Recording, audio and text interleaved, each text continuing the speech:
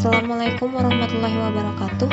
Perkenalkan, nama saya Siti Nurinayatilah dari Fakultas Ekonomi, Prodi Manajemen, kelas Manajemen E, dengan NIM 34021901111. Video ini dibuat untuk memenuhi salah satu tugas seminar manajemen operasional yang ditugaskan oleh Bapak Haji Iwan Setiawan SE, MM.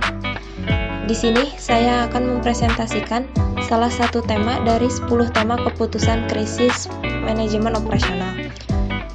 Dan yang saya ambil yaitu tema desain barang dan jasa. Selanjutnya, saya akan menerangkan tentang pengertian desain produk berupa barang. Desain produk adalah proses menciptakan produk baru yang akan dijual oleh perusahaan untuk pelanggannya. Dan desain produk juga adalah sebuah imajinasi membuat dan memperbaiki produk sebagai pemecah masalah atau pemenuhan kebutuhan pada pasar. Sebuah konsep yang sangat luas, pada dasarnya generasi dan pengembangan ide-ide yang efektif dan efisien melalui proses yang mengarah ke produk-produk baru. Selanjutnya, pengertian desain produk berupa jasa. Jasa atau servis mengacu pada tindakan, sesuatu yang dilakukan kepada pelanggan, seperti klien, pasien, dan sebagainya. Dalam hal ini, jasa disediakan melalui sistem penyampaian jasa atau bisa disebut juga service delivery system, yang meliputi fasilitas, proses, serta keterampilan yang diperlukan untuk menyediakan jasa, yang termasuk ke dalam industri jasa yaitu seperti perbankan, keuangan, transportasi, dan komunikasi. Selanjutnya yaitu tujuan desain produk dan jasa. Mendesain produk dan jasa memiliki dua tujuan, yaitu tujuan utama dan tujuan tambahan sebagai berikut. Yang pertama, kepuasan konsumen. Kepuasan konsumen merupakan tingkat perasaan konsumen setelah membandingkan antara apa yang mereka terima dan mereka harapkan. Dalam menentukan tingkat kepuasan konsumen, terdapat 5 faktor utama yang harus diperhatikan oleh perusahaan. Yang pertama yaitu kualitas produk.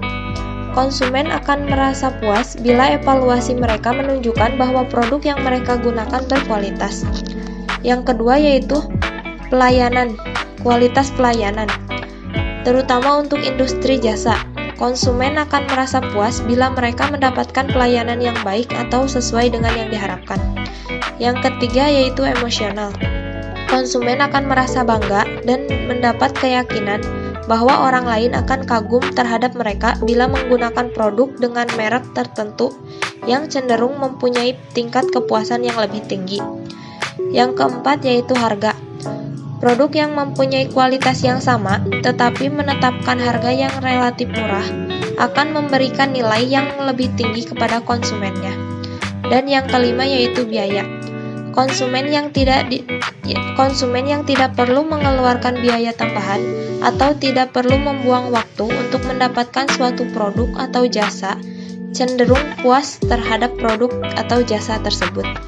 Yang kedua yaitu memahami apa yang diinginkan konsumen. Jika suatu perusahaan atau pedagang tidak memiliki konsumen, maka akan sia-sia barang yang diperdagangkan tersebut. Selanjutnya, manfaat desain produk. Manfaat desain produk di sini terdapat 5 manfaat. Yang pertama yaitu peningkatan citra perusahaan. Peningkatan citra perusahaan yaitu produk dapat dikatakan menjadi wajah atau perwakilan suatu perusahaan yang dipandang oleh banyak orang. Dengan desain produk yang bagus dan bekerja dengan baik, maka perusahaan juga semakin baik di mata pelanggannya.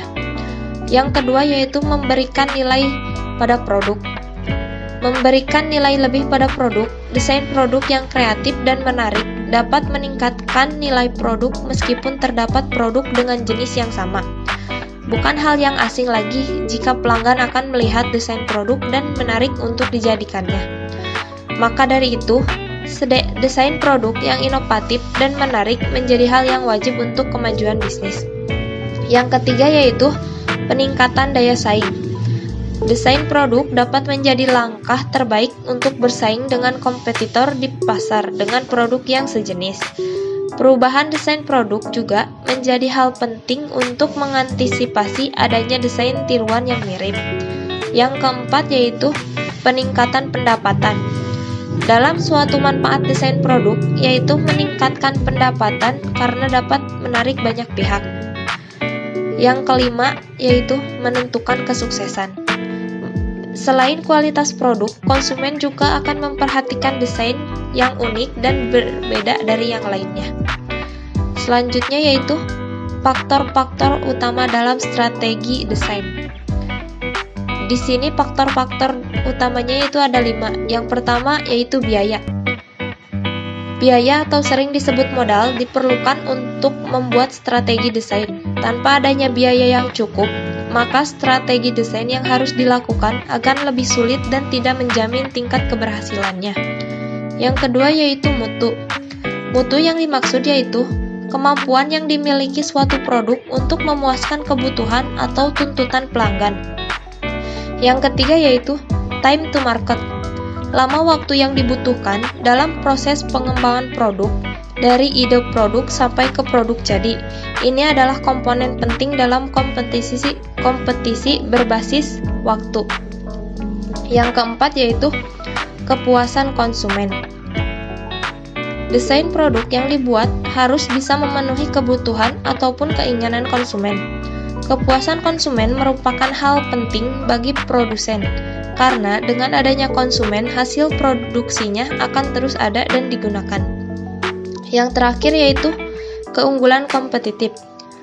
Keunggulan kompetitif adalah kemampuan perusahaan untuk memformulasikan strategi pencapaian peluang profit melalui maksimasi penerimaan dari investasi yang dilakukan. Selanjutnya yaitu kriteria desain produk yang baik.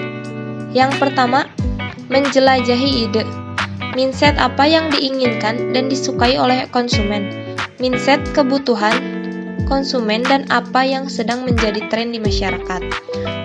Yang kedua yaitu mengurai masalah.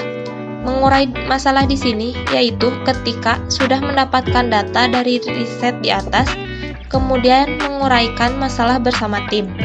Yang ketiga yaitu membuat desain produk. Membuat desain produk yaitu mulai menentukan komponen apa saja yang akan digunakan dalam desain produk berdasarkan riset. Yang keempat yaitu memproduksi. Dan yang kelima yaitu menganalisis hasil produksi. Menganalisis hasil produksi di sini yaitu setelah launching hasil produk, selanjutnya Anda harus menganalisis apakah produk Anda sudah diterima oleh masyarakat dengan baik atau belum. Cukup sekian presentasi dari saya.